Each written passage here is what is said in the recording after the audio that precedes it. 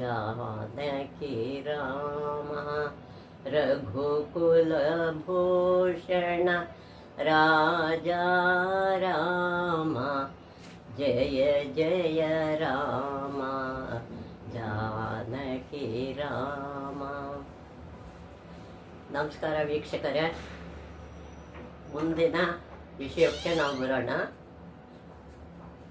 ನರ್ಮದಾ ನದಿ ಇದು ನಮ್ಮ ದೇಶದ ದೊಡ್ಡ ನದಿಗಳಲ್ಲಿ ಒಂದು. ಇದು ಪಾವಿತ್ರ್ಯದಲ್ಲಿ ಗಂಗೆಗೆ ಸಮಾನ.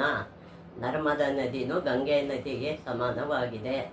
ನರ್ಮ ಎಂದರೆ ಸುಖ, ಆನಂದ.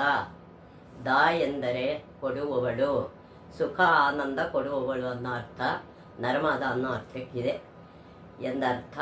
ಇವಳನ್ನು ರೇವಾ, ಅಮರಜ, ಮೇಕಲಕನ್ಯೆ, ಸೋಮದ್ವೆ, ರುದ್ರಕನ್ಯೆ, ಅಯೋನಿಜೆ ಇತ್ಯಾದಿ ಅನೇಕ ಹೆಸರುಗಳಿಂದಲೂ ಕರೆದಿದ್ದಾರೆ. ಇವಳಿಗೆ ಇನ್ನೂ ಅನೇಕ ಹೆಸರುಗಳು ಇದೆ. ಏನಂತ? ರೇವಾ, ಅಮರ, ಮೇಕಲಕನ್ಯೆ, ಸೋಮದ್ವೆ, ರುದ್ರಕನ್ಯೆ, ಅಯೋನಿಜೆ ಅನ್ನೋ ಹೆಸರುಗಳು ಕೂಡ ಇವಳಿಗೆ ಇದೆ. ಋಗ್ವೇದದ ಕಿಲ ಸೂಕ್ತದಲ್ಲಿ ನರ್ಮದೆಯ ಉಲ್ಲೇಖವಿದೆ.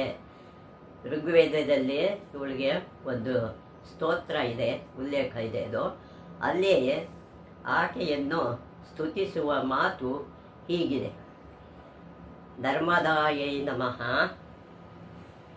ಪ್ರಾತರ್ ಪ್ರಮಾದಾಯೈ ನಮೋ ನಮೋ ನಿಶಿ, ನಮೋಸ್ತು ನರ್ಮದಾ ತುಭ್ಯಂ ತ್ರಾಹಿ ಮಾಂ ವಿಷಸರ್ಪತಃ. ಅದರ ಅರ್ಥ ಹೀಗಿದೆ: ನರ್ಮದೆಗೆ ಪ್ರಾತಃ ಅಂದರೆ ಪ್ರಾತಃ ಕಾಲದಲ್ಲಿ ನಮಸ್ಕಾರವಿರಲಿ.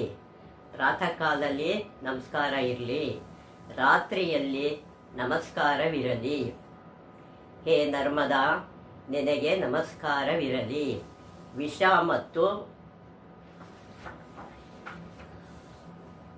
ಸರ್ಪಗಳಿಂದ ನೀನು ನನ್ನನ್ನು ರಕ್ಷಿಸು ಅನ್ನೋ ಅರ್ಥ ಇದಕ್ಕೆ ಇದೆ.